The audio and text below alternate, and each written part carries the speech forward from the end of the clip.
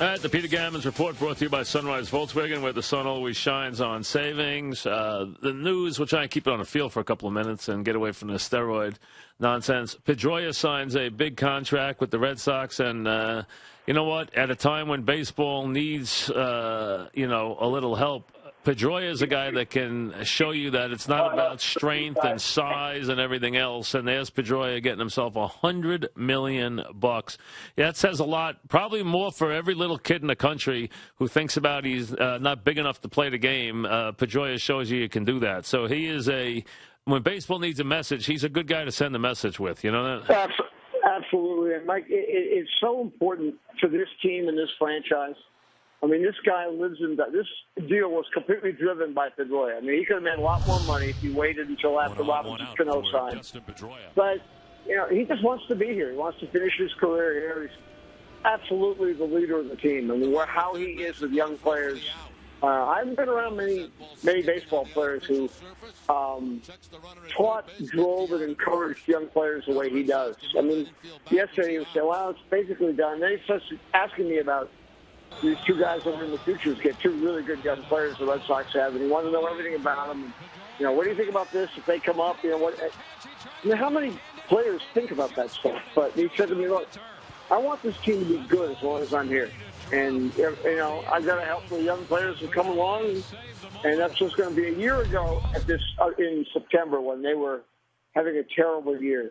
I remember Ben Sherrington said to me, you know what, I don't know what the legacy of the Ben Sherrington Red Sox is going to be, but one thing I want Dustin Pedroia to be the face and the soul of whatever team I run. So he got his way, and he ended up with about a Ryan Zimmerman deal. And I think it works for both people. And I'm sure there are agents and the Players Association people who thought he settled low, but he doesn't care. You know what? Any team that had Pedroia would love him because he sends all the right messages. And, I remember when he came up, there was a lot of debate. No one really took him seriously. And just to see what he's become and to have a guy who is so little, becomes such a big star is a very good. It's a very big positive, I think, for the sport in general, and just for everybody who plays it. I mean, because we've always baseball's always been sold as a sport where you didn't have to be the biggest or the strongest, but he really embodies that. And in an era where the players tried to get as big as they possibly could and try to overpower the sport, here's a little guy who can play it on a high level. And he's a little bit of a thing. Absolutely. And playing at such an intense level. There was a time that last year when the Red Sox were finishing up the season in Yankee Stadium, and the Yankees were in the race, you remember, with Baltimore. He played the last two games of the season with a broken finger on each hand. And Buck Showalter got hold of me and said, hey, we got Pedroia's cell number. And there are like 15 Orioles sending text messages thanking him for the integrity of the game, of going out and playing hurt, with nothing on the line except for the Orioles and the Yankees being in the playoffs. Yeah, that is a very good sign. Now, interestingly, the Red Sox have had first place to themselves for a long time, but now the Rays, who people wondered about this year, they're doing it differently. Now they're getting their pitching back, but they were doing it by scoring a lot of runs, getting a lot of extra base hits, very un-Rays-like, but now their pitching is starting to kick in, and now Tampa is on an incredible run. Well, they're a really incredible run. I mean, now it helped a lot. They played the last 12 games before the All-Star break against Houston, 6 games, the White Sox and the Twins. But their pitching is really good. And playing those teams allowed them to get David Price back, get Chris Archer more established as a big league. He's got huge stuff. Matt Moore started throwing the ball over the plate a lot better. And last night he was unhittable. And you talk about the run streak. This is probably the best offensive team they've had in this run. And this will be the 5th time in 6 years that they've won 90 more games, which is pretty amazing. There are a couple of things. Obviously, Myers has helped them. Has added, some impact in the outfield.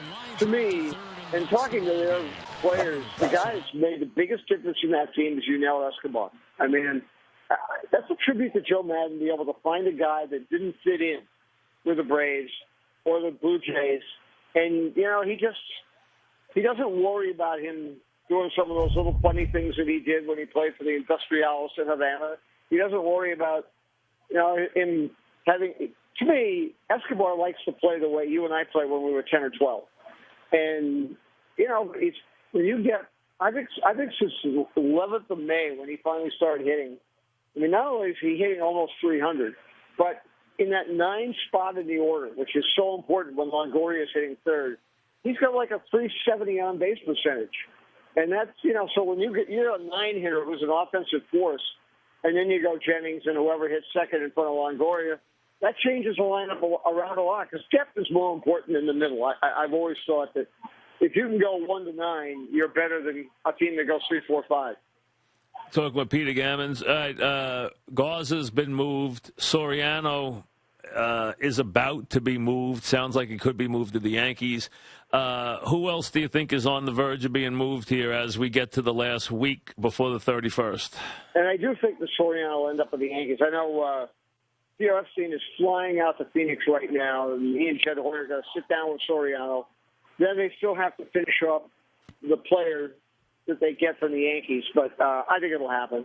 The Astros had sat on Bud Norris until Garza got moved. Now, I like Bud Norris. I don't get too excited about him. He's a 4 or 5 starter to me at best. Also, it's telling that he's never had a winning record in his entire professional career.